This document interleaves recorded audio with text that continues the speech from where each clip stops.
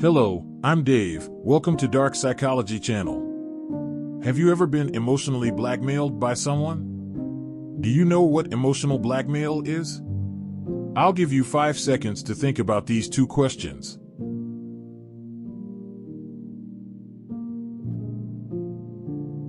Before we start this episode, it's a channel for learning about the growth of the mind. If you are interested in this kind of content, you are welcome to subscribe to this channel so you won't miss the next mind growth video. Okay, let's go. The answer definitely yes. We've all heard these conversations in our daily lives.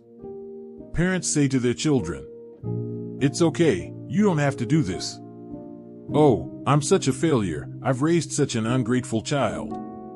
I've taught my child to be unfilial." Bosses say to their employees, "I put you in charge of this case because I think highly of you. If you don't do it, there'll be a queue of people behind you." Or the partner says to the other half, "If you loved me, you wouldn't do this. Other people's boyfriends can do it. Why can't you?" I'm sure we're all familiar with these dialogues. We're often in relationships, at work or at home. We are often faced with something we don't want to do. But for some reasons, or because of the other person's words, and force myself to do something.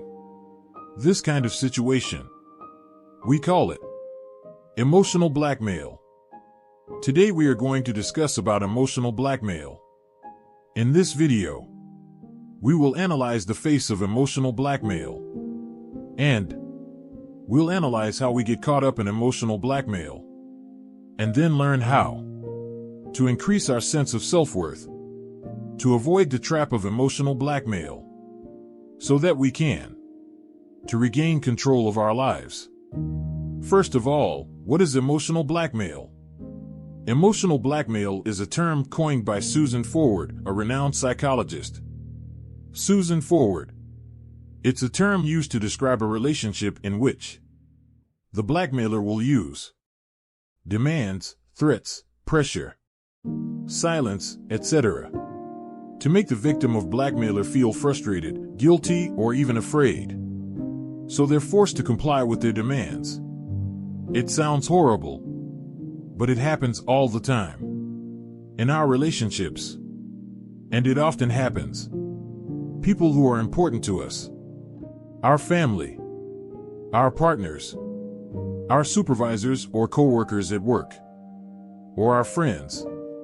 And in this process of emotional blackmail, often mixed with many negative emotions, such as tears and fear, over time, the relationship between the two creates a vicious cycle.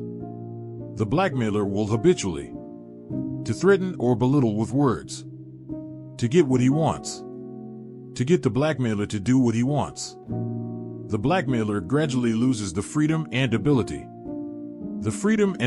to be his own master.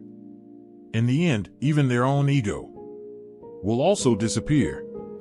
This is the basic concept of emotional blackmail. Let's discuss this first. Emotional blackmailers often use 3 verbal techniques. First, to belittle oneself. Let's take an example. A senior colleague at work will say, "Gee, it's getting worse and worse. All this extra work is a chance for you to learn." Or a girlfriend may say, "There's no one else in the world will ever be with you." The blackmailer does this through derogatory tactics to make the victim question his or her self-worth or ability. The blackmailer thinks to himself, "Listen to him, that I'm really bad. If I don't do what he wants, it's my fault." In the end, the blackmailer has no choice but to comply with his orders. Secondly, it triggers feelings of guilt. Let's take an example. Mom says, "You've been raised so well. Now you've become a good boy. You don't listen to your mom anymore. I'm useless as a mom. The child doesn't even listen to me." Or the other half may say, "You don't do what I tell you to do. Do you not love me anymore?" In the words The emotional blackmailer is reminding us that we have a responsibility and an obligation to fulfill their needs. If we listen and don't do it, we feel like we're being a bad person. In order to be a good person, I have to force myself to act. Third, depriving yourself of security. I'm doing this for your own good. If you do this again, I'll cut you off. A supervisor says to his subordinate, if you don't work overtime today, it's up to you. The company is considering layoffs anyway. The partner says to the other half, if you do this again, I'll kill you. It's like a mugger, using the things you care about most to threaten you and strip you of your security. If you want your security back, you're gonna have to do what you're told and do it his way. To summarize, these 3 blackmail techniques are all sending the same message. The emotional blackmailer is telling the victim that you have a responsibility to make me feel better about you. And the standard of better is defined by the emotional blackmailer, and in the process involves a lot of strong negative emotion. And this negative emotion stresses the mind of the blackmailer, feeling that they need to take responsibility for the other person's needs. So, once you realize that you're being belittled, that triggers feelings of guilt or deprivation of security. That means you've been emotional blackmail. What kind of person is susceptible to emotional blackmail? In reality, there are 6 types of people who are susceptible to emotional blackmail. First, they always want to be the good guy. Second, they have a habit of self-doubt and low self-worth. Third, they care too much about other people's feelings. Fourth, always want to be recognized by others. Fifth, excessive filial piety. Sixth, overly obedient to authority. These 6 types of people have one thing in common. They don't have enough confidence in themselves. They don't pay attention to their inner feelings. When you don't love yourself enough, they tend to become dependent on others. Always afraid of losing relationships.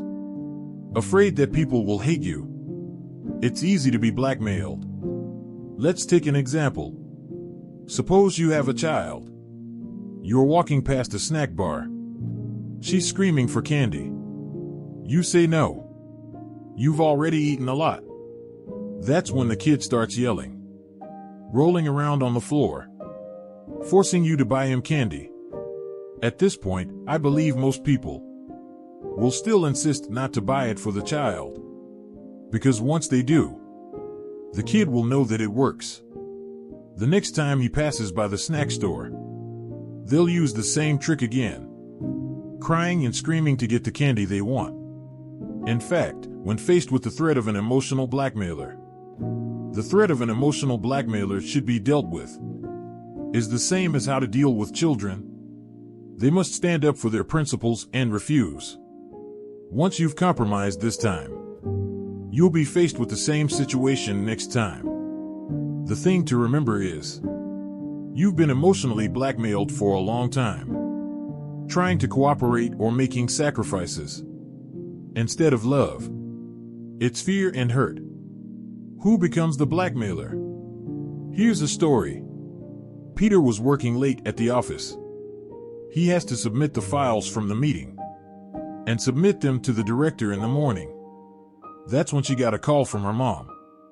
Son, on your way home, buy some lemons for me. I'm going to cook lemon chicken later. David said to his mom, Mom, I'm working late tonight. Why don't you have some? I'll buy you some tomorrow. Then Mom said, Your work is the most important thing. Mom is not important at all. Go ahead, I'll walk to buy it myself. What if it's dangerous on the way? My son won't help. Auntie's kids are very obedient. What could David do now? He had to take the bull by the horns. He drove home to buy lemons. Then he drove back to the office to finish his work overnight. In this story, The mom is clearly emotionally blackmailing her son, using self-defeating and guilt-inducing techniques to achieve her goals. So did the mom know that she was blackmailing her son? Of course mom knew. But why did she do it anyway? It's simple. It's probably because the mom herself was once a blackmailer herself. So when she became someone else's mom, Mrs. or mother-in-law, she'll use the same techniques to get what she wants. In fact, the truth is that the blackmailer is the same as the one being blackmailed. They don't have confidence in themselves or insecure in the relationship. They don't feel safe. They also don't know how to value their own feelings. That's why they use threats in order to tie up the relationship between two people. Over time, the relationship begins to deteriorate. They're both afraid of losing their love, and yet they hurt each other. That's why you want to avoid from becoming an emotional blackmailer. We must first learn to be honest with our feelings. We must also learn to take responsibility for our own needs and emotions, so that we don't complain to each other that they are bad, unlovable, etc. Just build a strong ego. When others can't fulfill our needs, we can tell the difference. This is because others face difficulties, not because they don't value you or love you. And that's how that's how you get back to what's best, which is based on love, instead of fear or terror. If I were being blackmailed, how do I get out emotional blackmail? There are 3 steps to take. The first step is to stop. When the person is blackmailing you, don't respond to them right away. Stop and calm yourself first. When both parties are in high spirits, they don't make the right decisions. Stop the conversation. You can say this to each other: "Let me think for a while." If necessary, you can leave the scene. You can make up an excuse. For example, if you have a stomach ache and need to go to the bathroom, when it's safe to talk again, then we'll start the next step. Step 2. Take a look. Whether it's the blackmailer or the person being blackmailed are often people who don't know how to care about their own feelings. Stop for a moment to examine their own feelings, your emotions. Realize what just happened. Soothe your anxiety or guilt. Then try to understand the other person's feelings.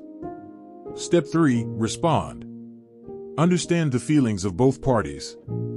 Communicate again, contrast.